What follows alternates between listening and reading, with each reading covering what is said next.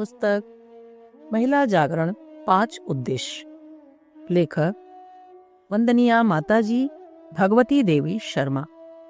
नारी का पिछड़ापन आधी जनसंख्या के प्रगति पथ में भयंकर अवरोध उत्पन्न करने वाली समस्या है। संसार की आबादी का आधा भाग नारी वर्ग का है। उस पर छाया हुआ पिछड़ापन संसार के विकास क्रम में कितनी बाधा उत्पन्न करता है, उसे थोड़ी सी विचार बुद्धि का उपयोग करके सहज ही जाना जा सकता है। पिछड़ा मनुष्य अपनी मौलिक क्षमता को विकसित नहीं कर पाता। दुर्बलता के कारण उसके लिए उन संपदाओं और विभूतियों को उपलब्ध कर सकना संभव नहीं होता जो इस संसार में हर मनुष्य के लिए प्रचुर परिमाण में विद्यमान है। भारतीय नारी का पिछड़ापन एक तरह का है, संसार के अन्य भागों में दूसरी तरह का। नारी की सुकुमारता की लिप्सा के लिए उपयोग किया गया। प्रजनन विशेषता के कारण शारीरिक बलिष्ठता और उपार्जन क्षमता में न्यूनता आनी स्वाभाविक है।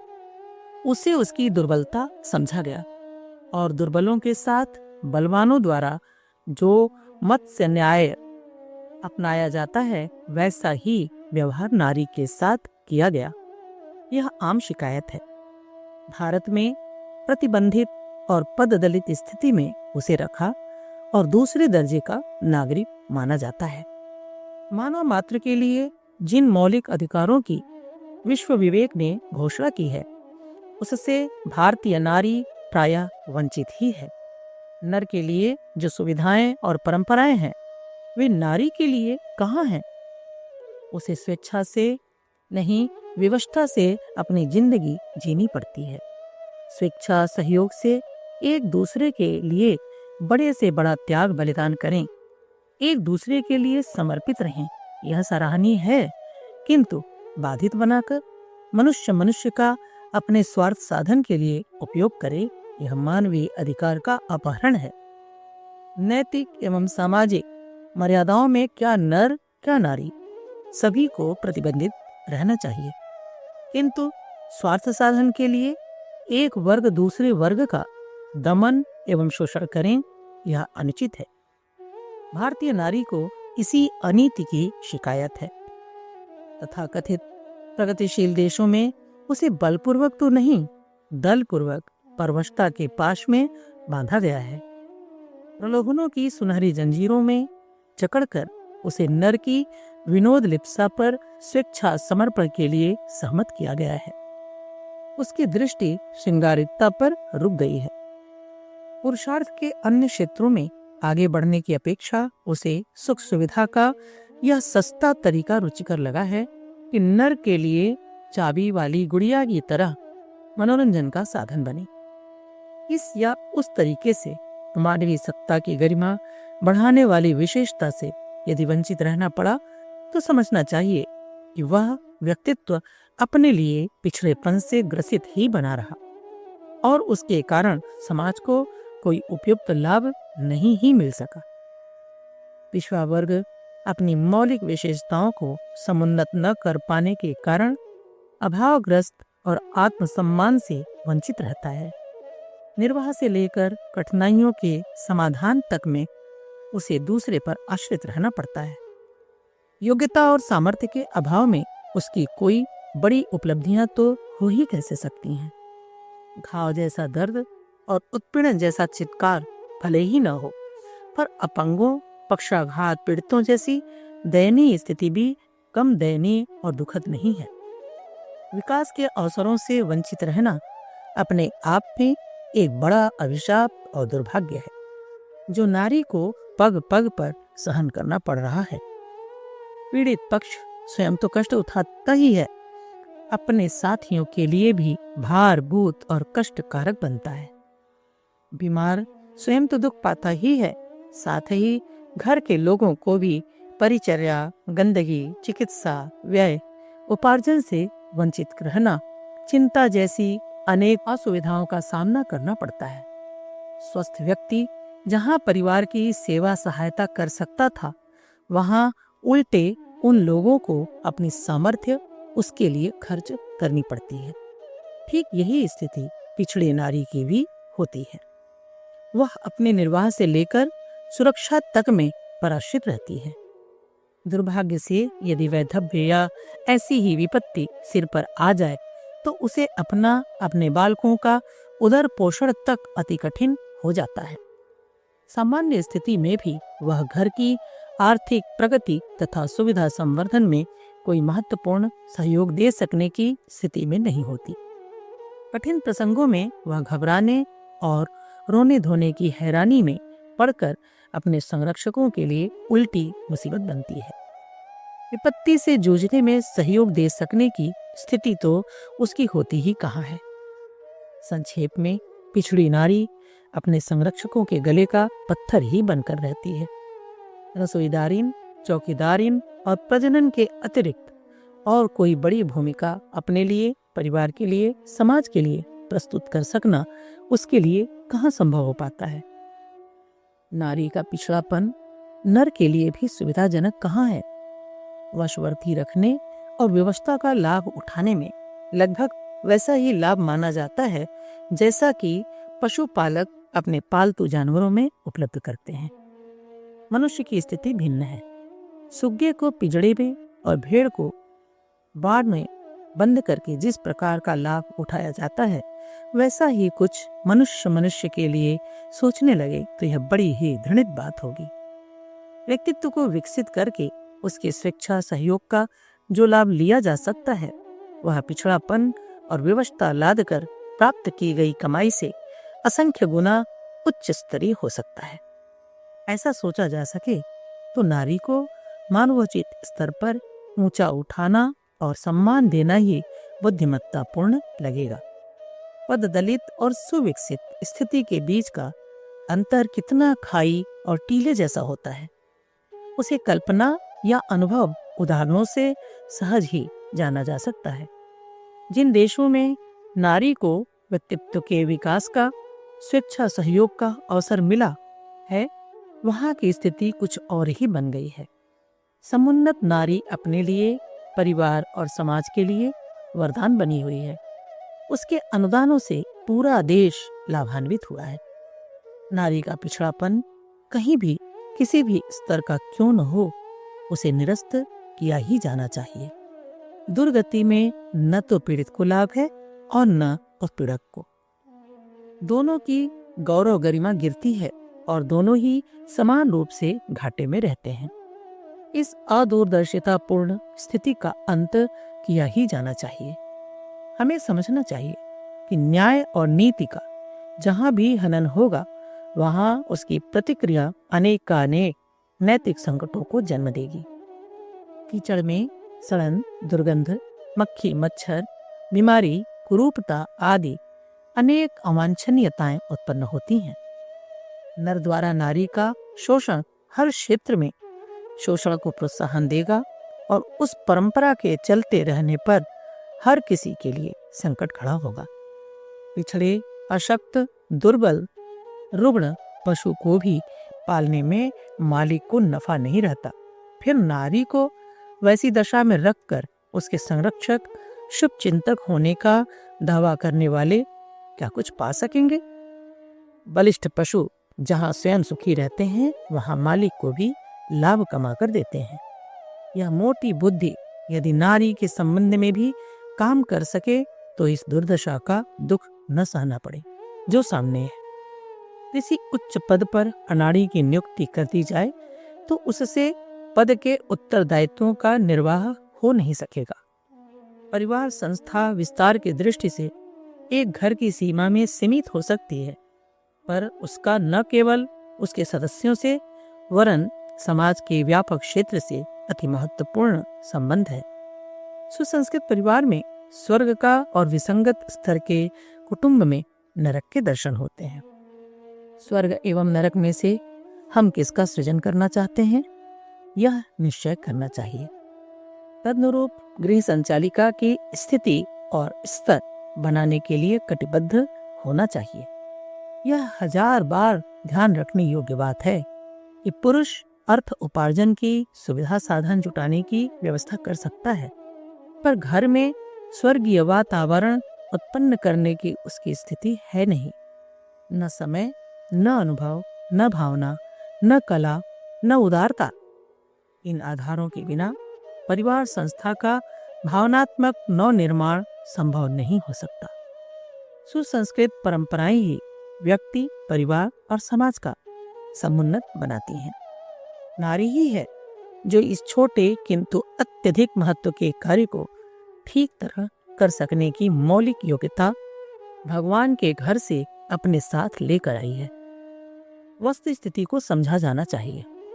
यदि घर परिवार में सचमुच ही किसी को लगाव हो तो उसका स्तर ऊंचा उठाने के एकमात्र माध्यम उस क्षेत्र की सूत्र संचालिकाओं को, नारियों को सुयोग्य, सक्षम और सुविकसित बनाने के लिए योजनाबद्ध रूप से आगे बढ़ना चाहिए। नारियों भोजनालय का, धोबी का, घरेलू नौकर का, चौकीदार का काम संभालकर घर की अर्थव्यवस्था में परोक्ष सहयोग देती है। मात्र न कहीं कमाना ही उपार्जन नहीं है। खर्च में कमी करने के लिए श्रम समय लगा देना भी प्रकारांतर में कमाई है। बाजार में पका हुआ भोजन खरीदा जाए, हर कपड़ा धोबी से धुलवाया जाए, कपड़ों की सिलाई और मरम्मत के लिए घड़ी घड़ी दर्जी के दरवाजे खड़ा रहा जाए, सफाई आदि छुटपुट कामों के लिए घरेलू नौकर रखा जाए, सामान को सुरक्षित रखने के लिए चौकीदार रखा जाए, तो पता चलेगा कि बिना गृहिणी के निर्वाह व्यय कितना अधिक बढ़ जाता है। बचत की बात, श्रम सहयोग की बात भी धन उपार्जन है। यह मोटा अर्थशास्त्र समझ में न आने से ही नारी के उपार्जन को अस्वीकार किया जाता है। वस्तुतः उसकी कमाई असाधारण है। परिवार की भावनात्मक संरचना में स्वर्गीय सुख और उस छोटे समुदाय का उज्जवल भविष्य पूरी तरह सन्निहित रहता है। उसका कितना मूल्य आंका जाए। फिर दाम्पत्य जीवन में नर को जो आह्लाद, उल्लास, आश्वासन, विश्वास मिलता है, उसे तो गहन अध्यात्म स्तर का ही माना जा सकता है और उसका मूल्यांकन संसार की किसी भी संपत्ति में नहीं किया जा सकता। बच्चों को जो भावनात्मक दुलार परक अनुदान माता से, परिवार की अन्य नारियों से मिलते हैं, उसे कितना भी मूल्य देकर नहीं खरीदा जा सकता। भला कौन सी धाय कितने मूल्य पर बच्चे की माता, दादी, बहन जैसी सघन आत्मीयता देकर उसके अंतःकरण को हुलसित पुलकित कर सकती है? नारी के इन अनुदानों की आर्थिक दृष्टि से क्या कोई भी मूल्य महत्व नहीं आंका जा सकता?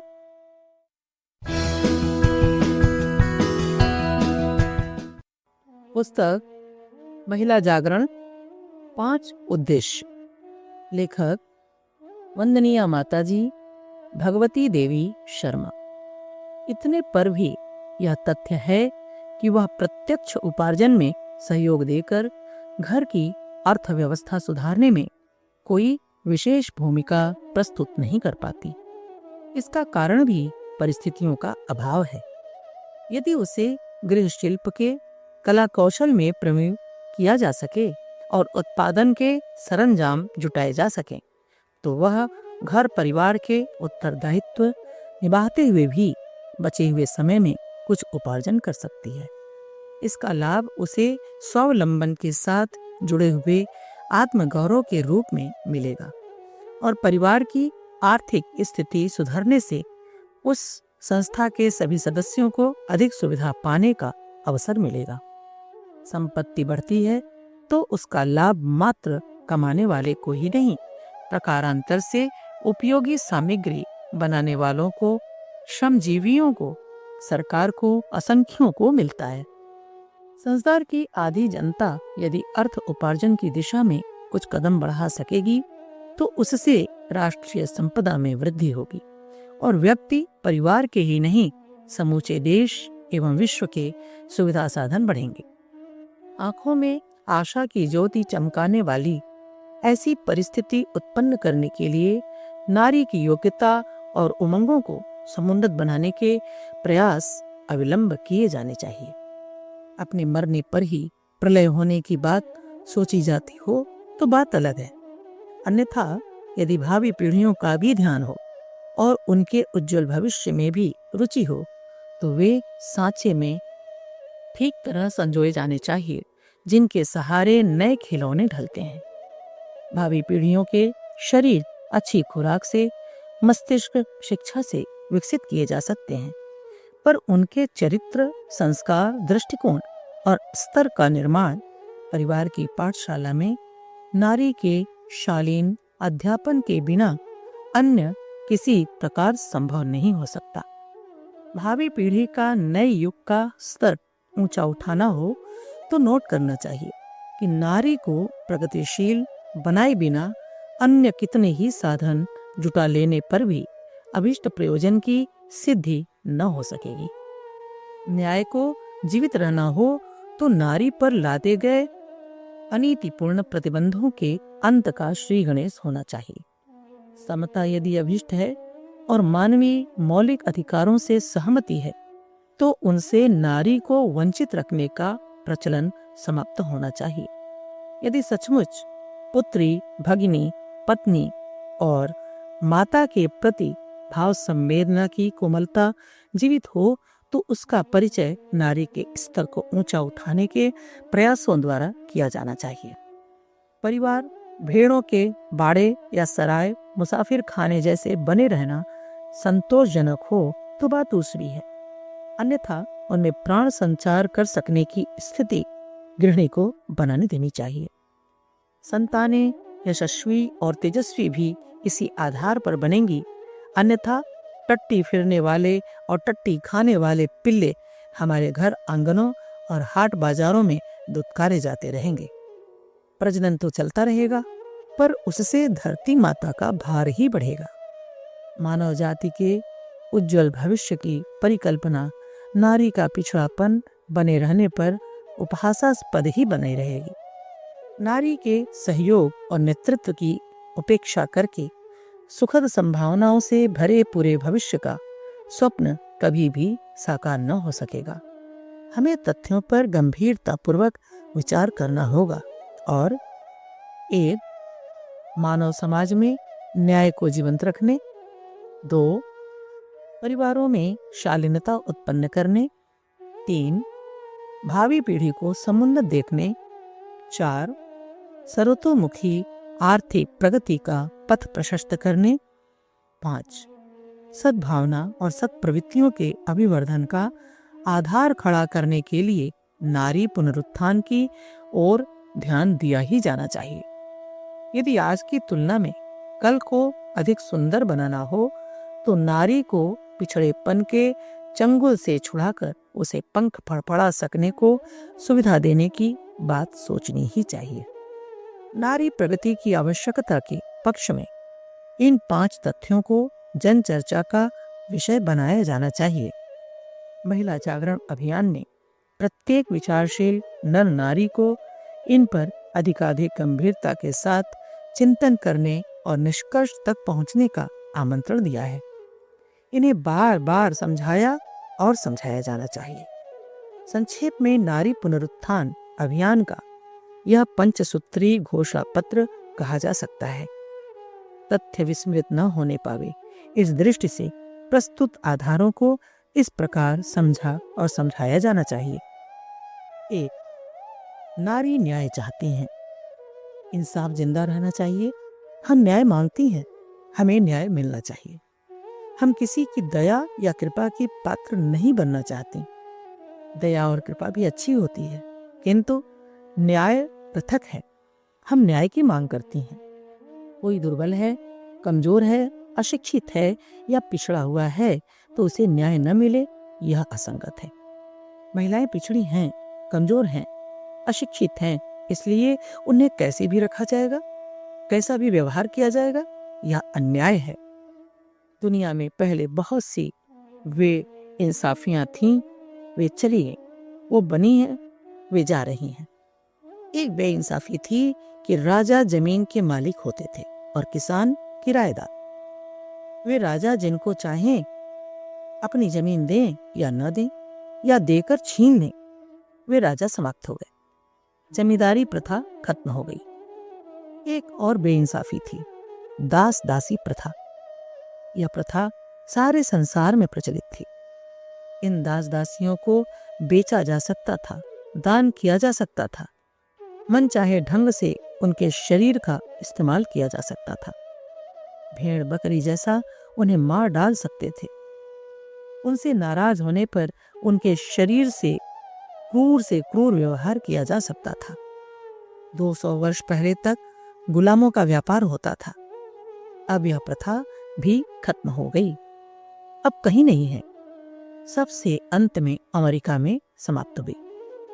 वहां पर गुलाम बैलों की जगह जोते दाते थे, हल खींचते थे, गाड़ियां चलाते थे। परोक्ष और प्रच्छन्न रूप से यह बेइंसाफी नारी पर लागू होती है। विवाहित नारी को उसका पति अभी भी यदि ससुराल नहीं जाती, पुलिस की मदद से, दूसरों की मदद से, राजी से, बेराजी, जबरदस्ती पकड़कर घसीट कर ले जा सकता है। घर में डांट सकता है, पीट सकता है, मार सकता, और पड़ोसी दूसरे लोग उसी प्रकार हस्तक्षेप नहीं कर सकते जैसे कोई बकरी भेड़ को खरीद कर लाता है। उसे मार सकता है, पीट सकता है, उसे मारते मारते बेदम कर सकता है, किंतु दूसरा व्यक्ति, पड़ोसी, उसमें दखल अंदाजी नहीं कर सकता। इस स्थिति को खत्म किया जाना चाहिए। इस अन्याय को सहने का कारण केवल नारी की एक कमजोरी हो सकती है। वह कमजोरी भी यह है कि वह बच्चे पैदा करती है। गर्भावस्था में ही वह बुरी तरह कमजोर हो जाती है। प्रसव में जीवन मृत्यु का संकट झेलती है और शिशु को दूध पिलाने में अपने शरीर की सारी शक्ति गंवाकर छूछ हो जाती है, कमाने योग्य नहीं रहती।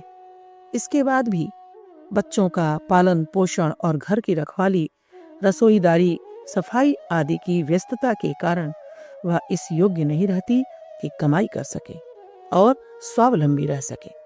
यही है उसका सबसे बड़ा कसूर, सबसे बड़ा पाप, कष्ट भोगने का कारण उसकी मजबूरी। महिला जागरण अभियान चाहता है कि कोई किसी पर नाजायज दबाव न डाले, अमानुषिक व्यवहार न करे, किसी की कमजोरी का नाजायज फायदा न उठाए।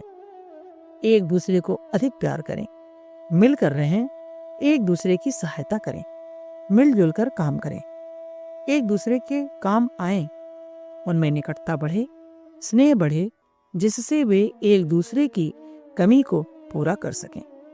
उसके दोषों को भुलाकर उसके त्याग और सहयोग की प्रशंसा और मूल्यांकन करें, प्रोत्साहन दें। घरों में अधिकारों की दौड़ समाप्त हो और कर्तव्य उत्तरदायित्वों के प्रति समयदान शुरू हो। घरों में स्वर्ग आए, नारी को न्याय मिले। संविधान के अनुसार पुरुष स्त्री दोनों को बोलने, सोचने, व्यवसाय, काम करने की स्वाधीनता एक सी होते हुए भी व्यवहार में वैसी समता कहाँ है? औचित्य की मांग है कि नर और नारी दोनों को बराबर का न्याय मिलना चाहिए। मानवीय मौलिक अधिकार बिना वर्ग और लिंग भेद के सबको उपलब्ध रहे। समाज की संरचना ऐसी हो जिसमें सभी को सुव्यवस्था और समानता का अधिकार मिले। समाज की संरचना समानता के आधार पर हो, सबको समान न्याय मिले। गांधी जी ने दक्षिण अफ्रीका में काले मजदूरों के पक्ष में सत्याग्रह की लड़ाई अंग्रेजों से लड़ी तो उनके ऊपर भी यही लांछन आया था कि आप अपने भारत की बात क्यों नहीं देखते। भारत में देश की जनसंख्या का 1/3 वर्ग अछूत के रूप में मौलिक अधिकारों से वंचित है। ऐसा ही व्यवहार स्त्रियों के साथ होता है। वह अपनी मर्जी से कहाँ चल सकती हैं? उन्हें पुरुषों का गुलाम ही तो बनकर रहना पड़ता है। ऐसी दशा में आप लोग गोरे और काले की समानता की मांग करने के अधिकारी कैसे हो सकते हैं? हमारे समाज की व्यवस्था प्यार और सहकार के आधार पर हो। मर्द स्त्री की सहायता करे, स्त्री मर्द की सेवा करे, दोनों प्यार और स्नेह के माध्यम से एक दूसरे के पूरक बने। रथ के पहिए की तरह से समान, एक से कोई किसी से छोटा बड़ा नहीं। एक दूसरे के प्यार के बंधन में इस कदर बंधे हों कि कोई किसी के विरुद्ध जाने की बात तो दूर, कल्पना भी मन में न ला सके। दोनों के अटूट स्नेह और प्यार रहे। प्यार का, सहयोग और सहकार का, शालीनता, सौभाग्य का कानून संसार में रहे और लोग स्वर्गीय आनंद का सुख प्राप्त करें। कोई किसी पर दबाव का, जोर जबरदस्ती का प्रयोग न करें। पति पत्नी, भाई बहन, माँ बेटी, बाप बेटे में भी ऐसा ही अटूट प्यार और स्नेह हो। सब एक दूसरे से अपने प्यार के, सहकार और सहयोग के बंधन में ऐसे जकड़ जाएं कि हिल न सकें, एक दूसरे को जीत लें। पर यह सब किसी परावलंबन, दबाव और जोर जबरदस्ती के कारण न हो। पर्दा प्रथा, पतिव्रत आदि के जो भी नियम बने वह नर और नारी दोनों पर समान रूप से लागू हों। विधवा विवाह, विधुर विवाह के संबंध में एक जैसी ही परंपरा स्वीकार की जाए।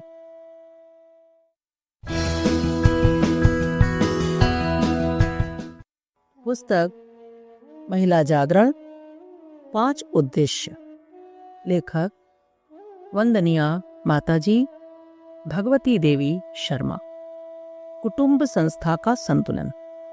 परिवार एक छोटा राष्ट्र है। राष्ट्र एक बड़ा परिवार है। व्यक्ति और समाज के बीच की कड़ी परिवार है। परिवार ही कुटुंब है। नवरत्नों का निर्माण परिवार की खदान में होता है। कोयला और हीरा एक ही खदान से निकलते हैं। कोयला और हीरा में बहुत थोड़ा अंतर होता है। थोड़े से अंतर से हीरा बहुमूल्य हो जाता है और कोयला काला कलूटा घटिया रह जाता है। मनुष्य का भी यही हाल है। गुण, कर्म, स्वभाव की श्रेष्ठता से जो मनुष्य महान बन जाता है, वही मानव दुर्गुणों, दुष्प्रवृत्तियों और दुर्व्यवहारों से, असुर जैसी घृणित उपाधियों से संबोधित किया जाता है। एक समाज में सम्मान, प्रतिष्ठा और सद्भावना प्राप्त करता है, वहीं दूसरे से त्रस्त होकर लोग उसे शापित करते, डरते हैं और बचने की चेष्टा करते हैं। यह दोनों प्रकार के मानव परिवार की प्रयोगशाला में ढलते हैं। इनका अच्छा और बुरा ढलना इनके ठप्पों, सांचों पर आधारित होता है। ठप्पे अच्छे होते हैं, सांचे बढ़िया होते हैं तो ढले हुए खिलौने और पात्र सुघड़ और सुंदर होते हैं, और सांचा खराब हुआ तो उबड़ खाबड़ और बेढंगे। ये ठप्पे और सांचे हैं समाज की सुसंस्कृत और सुविकसित नारी माता। शास्त्रों का कथन है कि माता निर्माता भवति, माँ निर्मात्री होती है। बच्चे के भीतर जो संस्कार होते हैं वे माँ से आते हैं, अच्छे अथवा बुरे।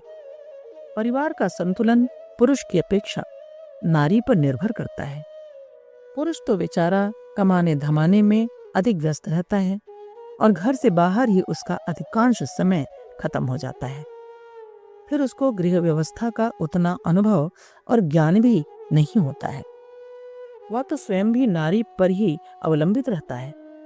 चाय पानी से लेकर भोजन तक और कपड़ों से लेकर बिस्तर तक सबके लिए नारी पर आश्रित रहता है।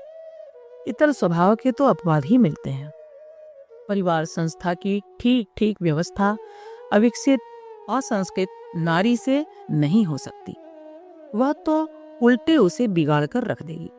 सारा घर अस्त व्यस्त, ईर्ष्या, द्वेष, कलह और विरोध के वातावरण का निर्माण कर घर को नरक बना देगी। 24 घंटे लड़ाई झगड़ा, क्रोध अक्रोध, सारे परिवार में आग जैसी झुलसन पैदा होती रहेगी।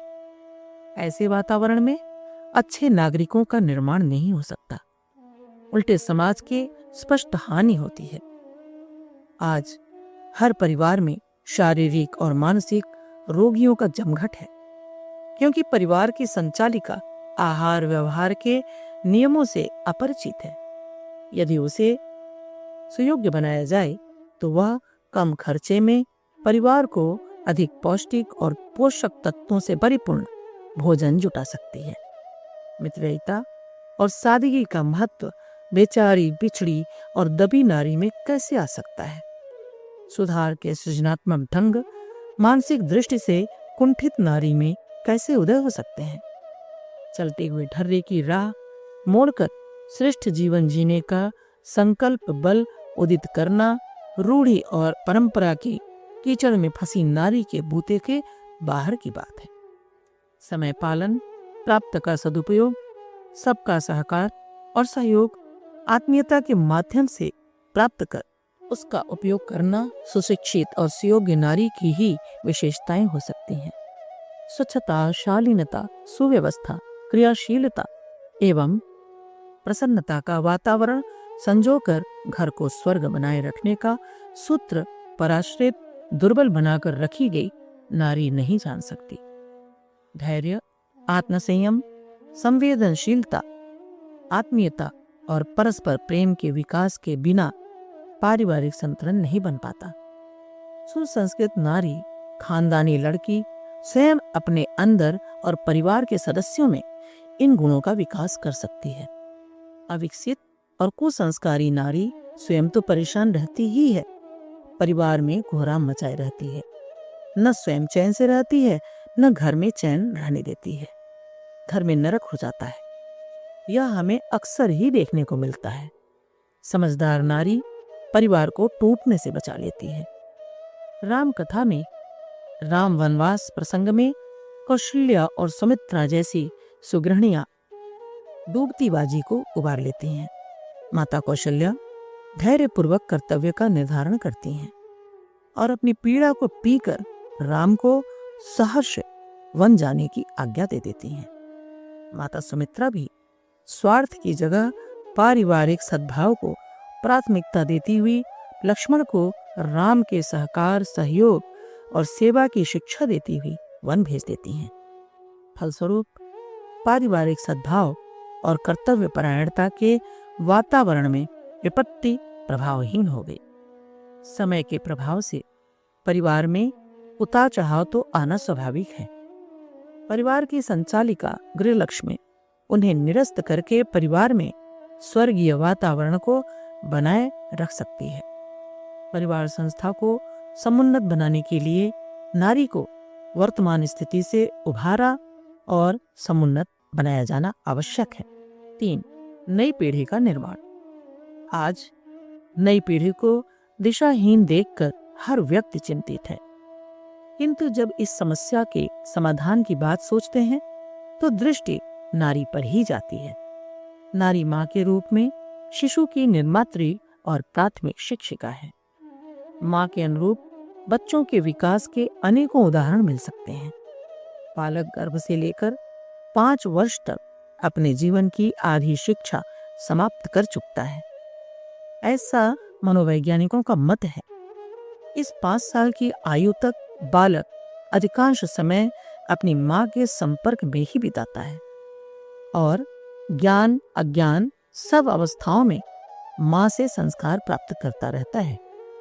सुशिक्षित, सुसंस्कारित, सुविकसित महिला को इस बात का ज्ञान होता है, अतः वह सदैव ही इस बात की चेष्टा में रहती है कि उसका बालक उत्तम गुण, कर्म, स्वभाव का अर्जन करे। वह अपनी भावनाओं द्वारा दया, प्रेम, न्यायशील, संयम, सदाचार, आत्मीयता और सहृदयता के गुणों को दूध के साथ पिलाती रहती है। सती मदालसा ने अपने बेटों को ब्रह्मज्ञानी, सुभद्रा ने अभिमन्यु और शकुंतला ने भरत का, जीजाबाई ने शिवा का और विनोमा की मां ने विनोवा का निर्माण इसी प्रकार किया था और उन्हें नर रत्न बना दिया था। शादी ब्याह के समय हम अच्छे कुटुंब की, अच्छे खानदान की लड़की लड़का ढूंढते हैं। खानदान का अर्थ है सुसंस्कारी, अच्छे गुण, कर्म, स्वभाव के लोग। हमें श्रेष्ठ व्यक्ति चाहिए श्रेष्ठ समाज के निर्माण के लिए, और वे हमें ऐसे ही श्रेष्ठ गुण, कर्म, स्वभाव के कुटुंबों से प्राप्त हो सकेंगे। महंगी चीजें महंगे दाम की मिलती हैं।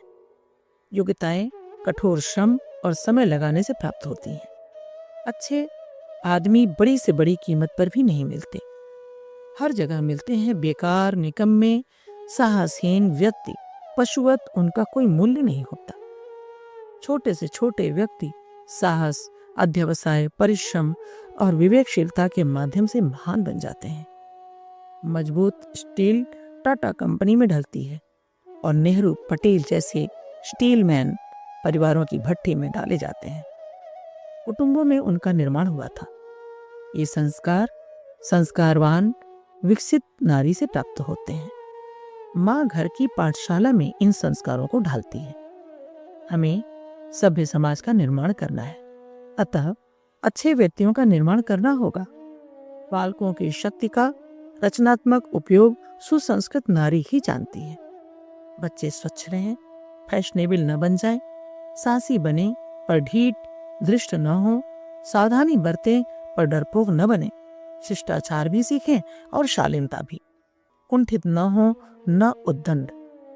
मनोरंजन और फुहड़पन, उदारता और भौणापन, प्रतिस्पर्धा और अग्रगामिता का भेद बच्चों को स्नेह जीवन व्यवहार में से सिखाना यह शिक्षित सुसंस्कृत माँ के व्यक्तित्व से ही संभव है।